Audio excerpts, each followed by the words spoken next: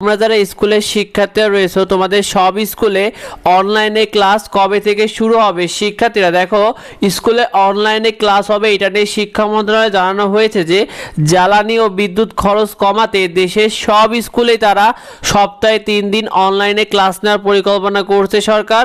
অর্থাৎ দেশের সব স্কুলে তারা 3 দিন করে অনলাইনে ক্লাস নেওয়ার পরিকল্পনা করার কথা জানানো হয়েছে শিক্ষার্থীরা শিক্ষা মন্ত্রণালয় থেকে। তো তোমাদের কেমন নিয়মে স্কুলে ক্লাস হবে? দেখো, সব স্কুলে দুইভাবে ক্লাস নেওয়া হবে। অনলাইনে ক্লাস হবে জোর তারিখগুলোতে, যেখানে তোমরা ঘরে বসেই তোমাদের স্কুলের ক্লাসগুলো করতে পারবে। আর একটা হবে অফলাইনে ক্লাস, যেগুলো বিজোড় তারিখে হবে, যেগুলো স্কুলে গিয়ে ক্লাস করতে হবে। অর্থাৎ অনলাইনে ক্লাস হবে তোমাদের জোর তারিখ, যেমন 4, 6, 8, 10, 12 এইভাবে ক্লাস হবে।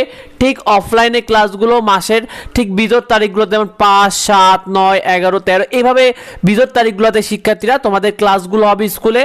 তো সব মিলিয়ে তোমাদের শিক্ষার্থীরা সপ্তাহে 3 দিন তোমাদের অনলাইনে ক্লাস হবে, আর বাকি 3 দিন অফলাইনে তোমাদেরকে স্কুলে গিয়ে ক্লাস করতে হবে। মোট 6 দিন স্কুলে ক্লাস হবে।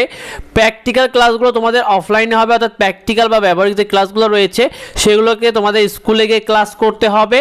আর যদি কোনো সমস্যা সামনে আসে সেইগুলো সংশোধন করতে তোমাদের অফলাইনও ক্লাস নেবে শিক্ষকরা স্কুলে এসে।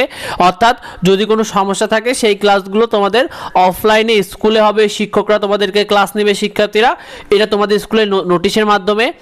আর স্কুলে অনলাইন ক্লাস কবে থেকে শুরু হবে? দেখো, আগামী সপ্তাহ থেকে স্কুলগুলোতে 3 দিন অনলাইন এবং 3 দিন অফলাইন ক্লাস নেওয়ার পরিকল্পনা হচ্ছে।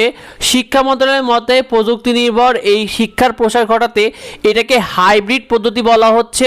অর্থাৎ তোমাদের যে অনলাইন ক্লাস অফলাইন ক্লাসের যে পদ্ধতিটাকে, এটাকে তারা হাইব্রিড পদ্ধতি বলা হচ্ছে শিক্ষার্থীরা। তো তোমরা এই বিষয়টাকে কেমন মনে করছো কমেন্টে আমাদেরকে জানিও। আর এই বিষয়টা বেশি বেশি করে ভিডিওটা বন্ধুদের মধ্যে শেয়ার করে দাও, যাতে এই বিষয়টা অন্যরা জানতে পারে। যাবতীয় আপডেটগুলো পেতে অবশ্যই আমাদের সাথে যুক্ত হও। দেখা হয় পরবর্তী ভিডিওতে। ধন্যবাদ সবাইকে।